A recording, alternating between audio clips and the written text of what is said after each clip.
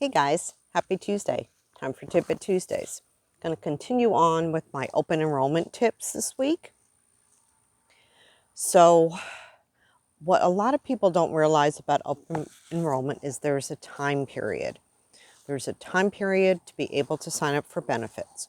So, whether you have current benefits or not, the open enrollment period, November 1st through January 15th, allows you to enroll in a marketplace plan.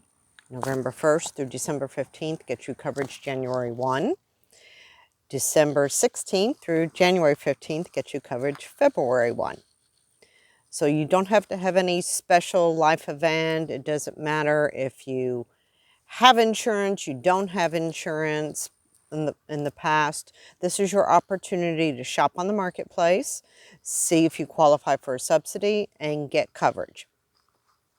So the other things that people do not realize is when you do have a special enrollment period or a qualifying life event that leads to the special enrollment period, there is a time limit for signing up for benefits. It is 60 days. 60 days from your qualifying event. So there's a lot of things that go into the qualifying event. Just because you got married or got divorced does not mean you automatically qualify for a special event. It matters if you've had insurance. It matters if you've moved zip codes. All that stuff matters. So it's not automatic. If you didn't have coverage before and you've moved to a different zip code, you cannot enroll in coverage because you didn't have health insurance before. If you're losing COBRA, that's a qualifying event. But again, we only have 60 days to enroll you. So the other thing about COBRA, which I've come across on occasion, which is very strange, is 99% of all insurance is month to month. The first of the month to the end of the month. Very typical of employer coverage, marketplace coverage, whatever. That's for major medical. If you don't have major medical, it could be a different story if you just have health insurance and not major medical. But what I've seen on a few occasions is COBRA ending in the middle of a month, which is really crazy that an employer would allow that when they set up it happens when the plan was set up. So what happens to these people who want major medical coverage is their coverage may end on the 19th, but they can't enroll. Their new coverage will not begin till the first of the month. So they have to go uninsured part of that time. I think that's pretty crappy on the employer part to do that. Or it could just be that whoever, the broker that set up their plan, didn't realize that they were setting it up in a way that would ding employees if they left the employment. So very strange, but it happens. So when I tell people it's month to month, as soon as you know you're going to have a life change event, call me.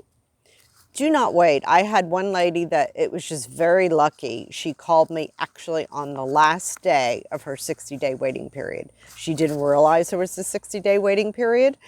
And she called me and she goes, yeah, I didn't have, I lost my job. I didn't have coverage, but I need coverage now. And I'm like, well, when did you lose coverage? And it was the 30th of June. And I said, well, today's August 30th. Today's your last day to enroll. I hate to rush you, but here are your choices. We need to pick a plan.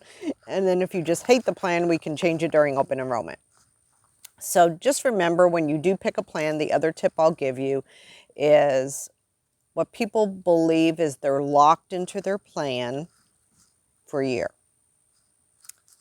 That's partially true. What I mean by that is you can only choose a plan during open enrollment or a special event. But if you decide that you want to cancel coverage, you can do that mid-year. You just can't enroll in another plan. That does not trigger a qualifying event if you cancel coverage and then want to enroll again in marketplace coverage. So keep that in mind. You're bound by the year as far as open enrollment periods are concerned or special enrollment periods. But if you didn't have insurance, it's a little bit harder to get insurance during a special enrollment period. So open enrollment, anyone, it's a free-for-all. Everybody can look at it, decide whether they want to get coverage or not. One last tidbit. You do not have to take the subsidy if you don't want it. So I always ask people what their income is because I'm always trying to save people money. But I also explain to them we want to be as accurate as possible. I don't want them to owe money back to the IRS when they do their taxes the following year.